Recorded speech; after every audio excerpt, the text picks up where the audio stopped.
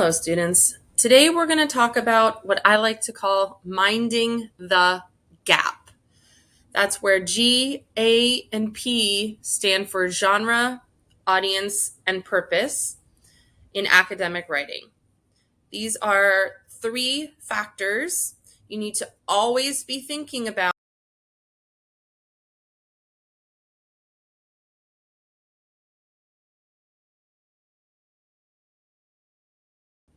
This logo comes from the subway in London, where they tell you to mind the gap, right? Don't fall into the hole between the train and the sidewalk. But in our writing, we always need to mind the gap.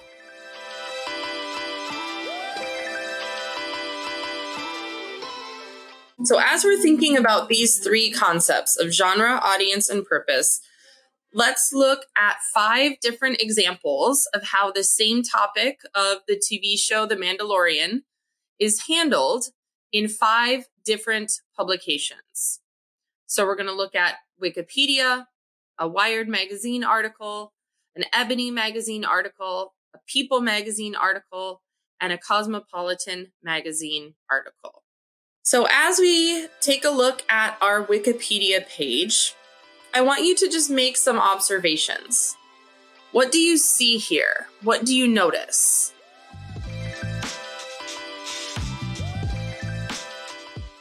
What kind of information do you see?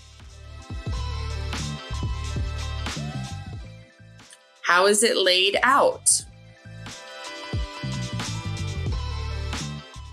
Do you see a lot of pictures?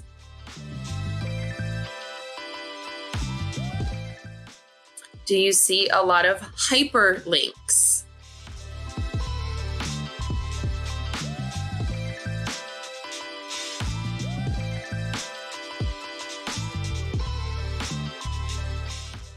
How is this information organized?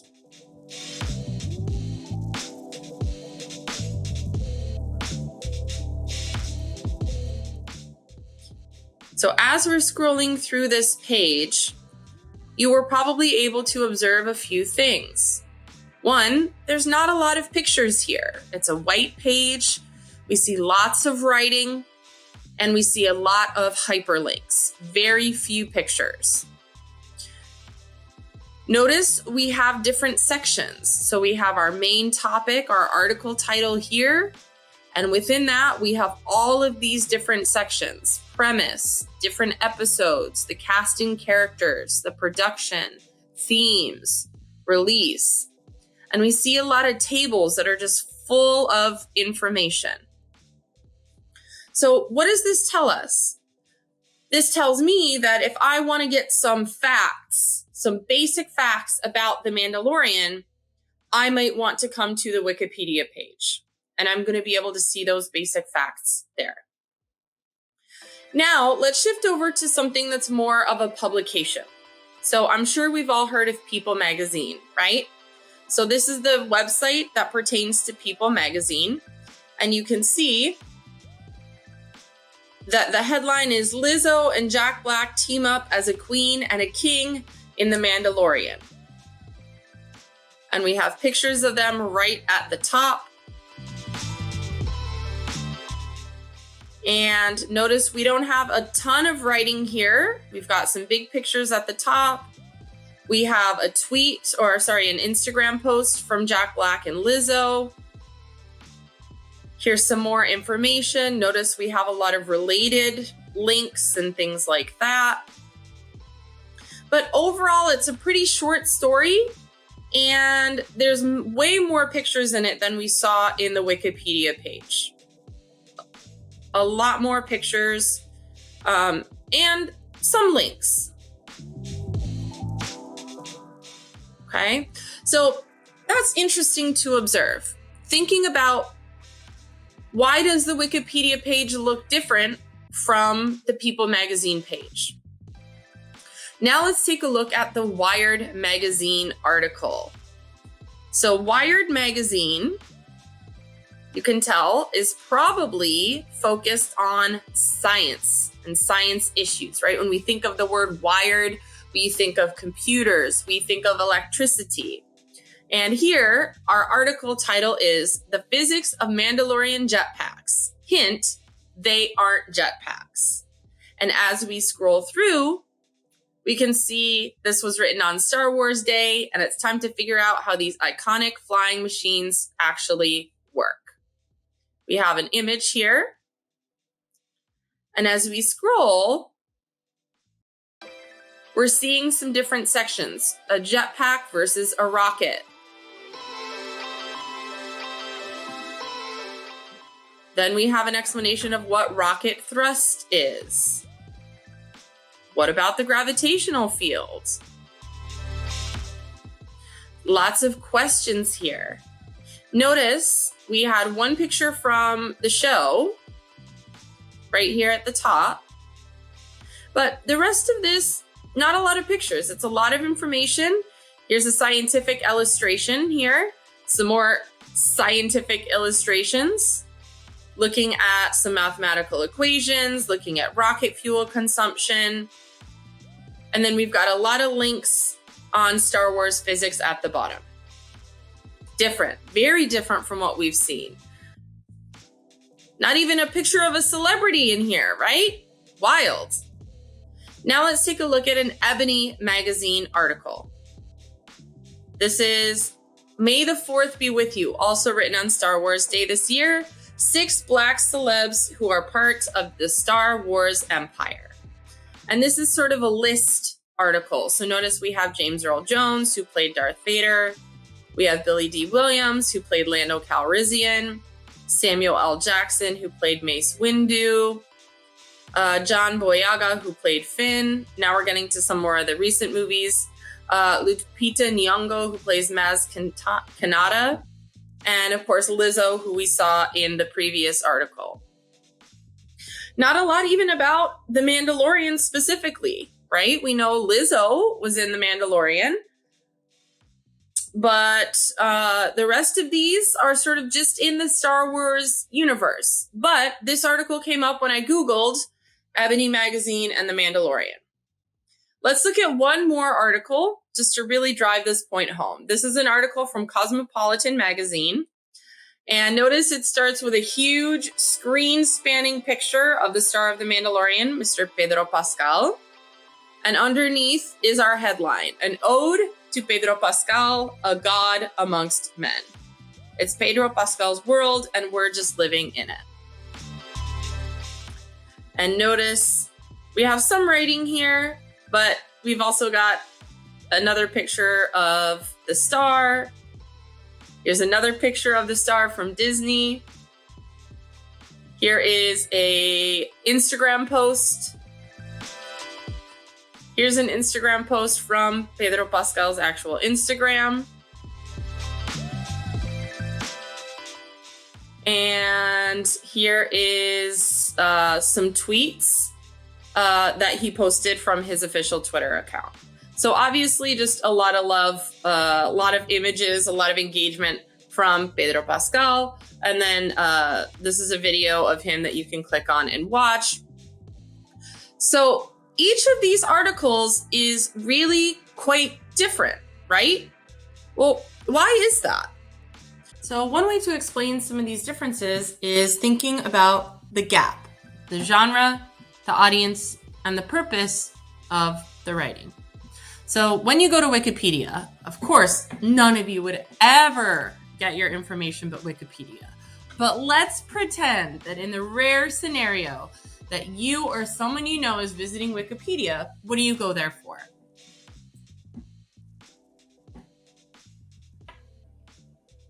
That's right. You're probably going there to find out some basic background information about a particular topic.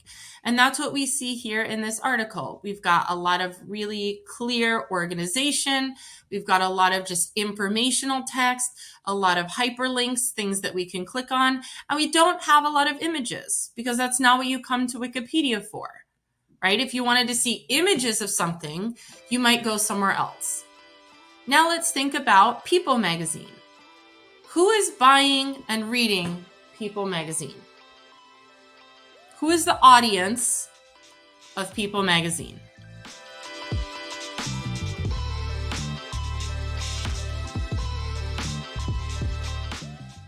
That's right. It's people who like celebrities. They want to know what celebrities are doing and what celebrities are up to. So even though this has information in it, right? Our main focus is these two celebrities. And they're very popular celebrities too, right? Lizzo is everywhere. Jack Black, we know him. He's a super funny guy. And so this is a way for People magazine to tell us kind of, it's not just about the cast of The Mandalorian, but look who else is showing up. Look at these other celebrities that we can share with you. Wired magazine. Who do you think is the audience of Wired?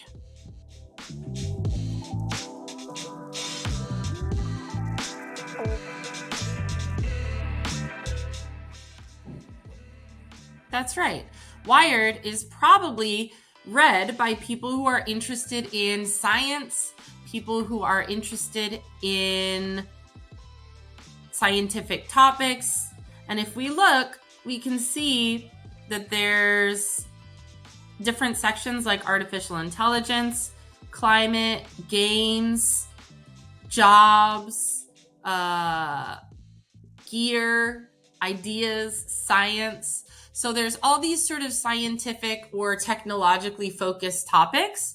And so it makes sense that our Wired magazine article would be on some sort of scientific or technological topic, right? And notice there's a lot of science content in here, even though we're still talking about the same TV show. Let's look at Ebony. Ebony is a very old publication in the United States, and the audience is predominantly African Americans.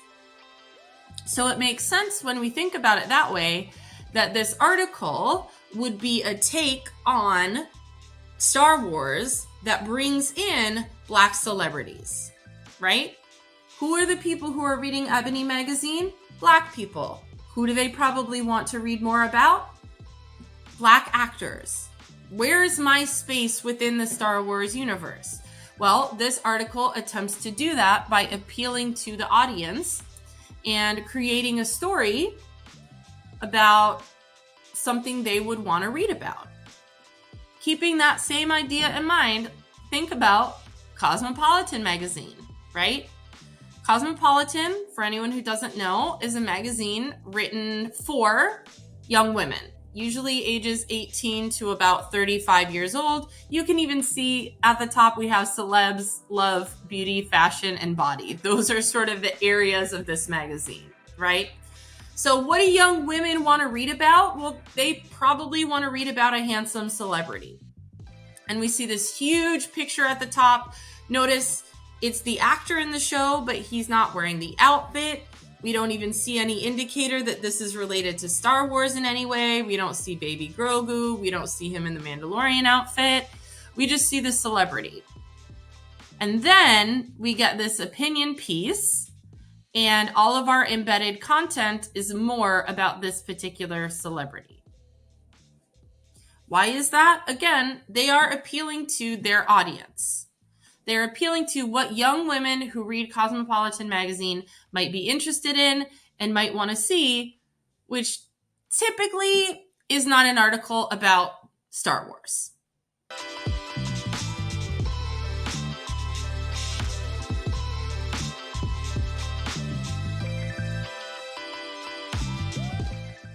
So with each of these different publications, the author chose the purpose of the article and the type of article based on the message they wanted to get across to their audience. What might my audience want to see, and how can I best give it to them?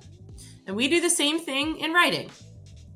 Always think about, what am I writing? What's my genre? Who am I writing it to? Who is my audience? Who's going to receive it? And why am I writing this thing? So here's another way to think about it. Take a minute and think about your favorite movie, or even just a movie that you like a lot. It doesn't have to be your favorite. And think about a list of 5 or 6 words that you would use to describe that movie.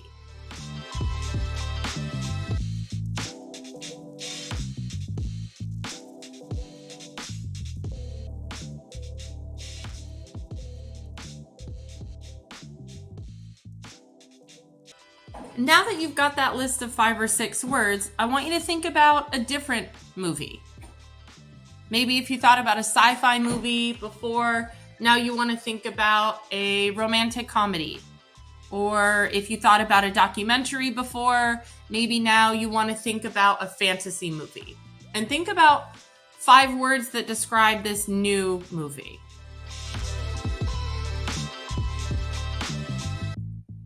Maybe you notice that both lists have words in common. Or maybe you notice that both lists have 0 words in common. This is another way to think about genre. A romantic comedy is not going to operate by the same rules that a fantasy film operates by, right? A romantic comedy, you're going to have a couple, usually a heterosexual couple. They meet each other, maybe they don't like each other, and then they like each other, and then they fight. So there's certain expectations, certain ideas that go along with, I'm going to sit down and watch a romantic comedy. Just like there are certain ideas or certain tropes that happen when you think, okay, I'm going to sit down and I'm going to watch a sci-fi movie. You have a certain set of expectations for what you're going to see, what the characters are going to be like, what the story is going to be about. And that describes genre. It's the same thing with writing. A certain set of characteristics go with different types or genres of writing. So as we're thinking about these different genres, these different types, we have to think about what tools we bring out of our writing toolkit and what tools we're going to leave behind.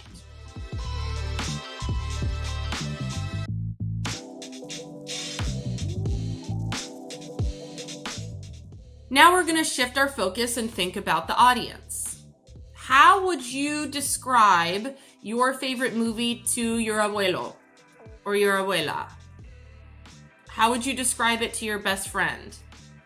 How would you describe it to your professor? How might you try to convince your boss that they should see this movie? What aspects of the story or of the characters or of the film would you pull out? Are you going to talk about love? Are you going to talk about cinematography? Are you going to talk about that it's funny? Are you going to talk about just the mere fact of maybe you want to spend time with that person? So depending on who you're asking to engage in this movie watching with you, you are going to tailor your message to appeal to that person. It's the same thing with writing. You're going to tailor your message to appeal to your audience, appeal to the person who is receiving your message. So here are a few examples. And I want you to just think about these. These are from the Allen and Bacon Guide to Writing. And they're based on the following scenario.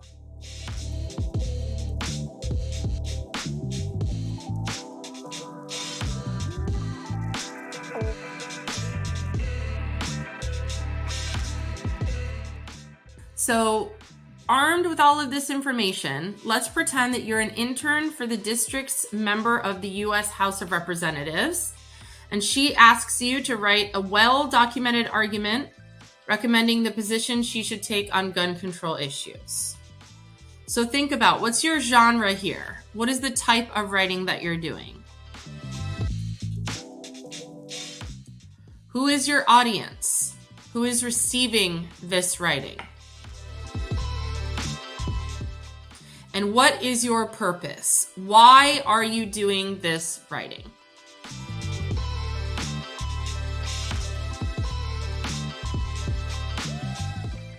From here, I'm going to show you several different scenarios. Your job is to choose one, discuss the genre, the audience, and the purpose of the writing, and then produce a short example.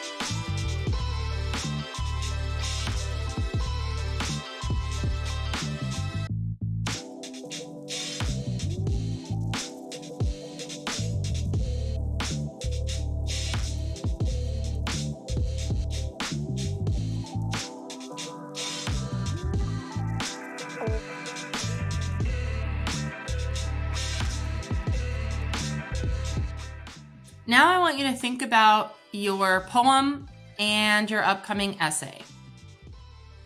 Describe the genre, the audience, and the purpose.